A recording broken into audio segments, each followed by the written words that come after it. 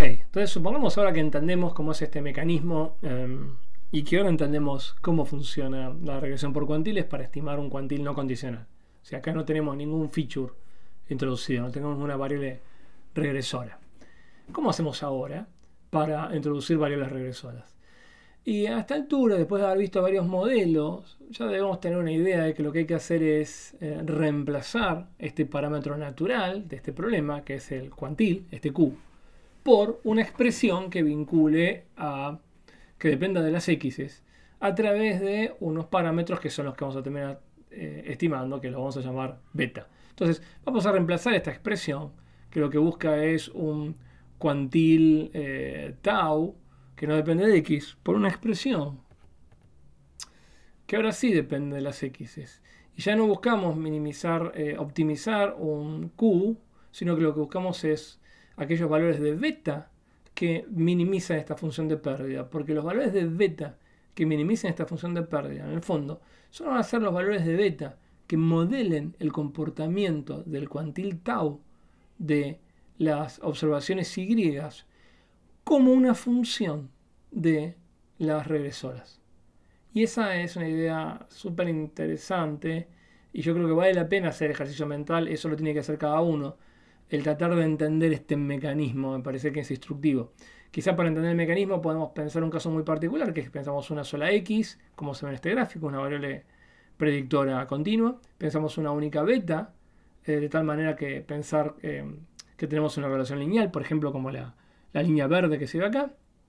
Si quieren podemos pensar un caso particular que es un tau igual a un medio, o sea, tratamos de estimar la mediana en función de X, que de hecho eso es lo que representa la curva verde en este caso, y tratar de pensar cómo es que el mecanismo, cómo es que el beta que minimiza esto, logra captar la relación funcional que hay entre el predictor X y la mediana en las observaciones Y, condicional a ese X, porque en el fondo lo que estamos haciendo, en este caso particular que estoy mencionando, es modelar linealmente la mediana de Y condicional al valor de X.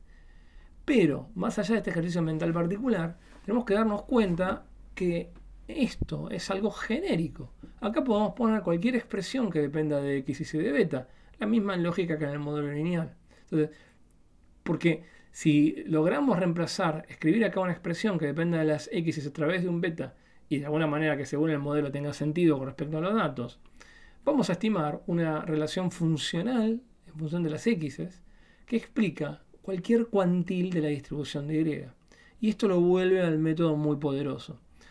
Entonces, fíjense, este es un ejemplo particular, que en este caso sencillo, lo que estamos estimando son tres funciones distintas, tres cuantiles distintos.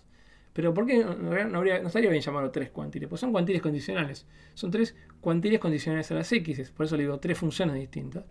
En este caso la roja es la del cuantil 0,75, la verde es la del cuantil 0,5 y la azul es la del cuantil 0,25 en función de X. Entonces, ahora vamos a ver un ejemplito. Quiero mencionar un ejemplo particular. Esto es un ejemplo de un conjunto de datos bastante conocidos, que son las ventas de una serie de locales en función del gasto, por ejemplo, en televisión. Esta es la variable regresora. Y acá lo que hice con el R fue modelar tres regresiones por cuantiles distintas. Una con el 25, con el 75 y con el 50.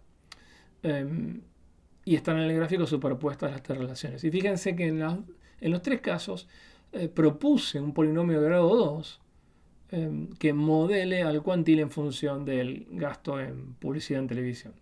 Y fíjense que es interesante que el resultado, en el fondo, es bastante lineal para el cuantil 75, bastante lineal para el cuantil 0,5 y relativamente cuadrático para el cuantil 0,25. Y un poco lo que capta automáticamente este modelado de los tres cuantiles es el proceso de heteroscedasticidad que se ve en los datos. Y otra cosa que se ve en este ejemplo que es interesante pensar es cómo el modelar varios de estos cuantiles en función de X nos da una mejor idea que una simple regresión, digo una regresión de la esperanza condicional, porque de alguna manera nos están mostrando cómo varía la distribución en función de la X. Vemos que acá tenemos una distribución donde el parámetro de posición y una cierta medida de escala son mucho más bajos.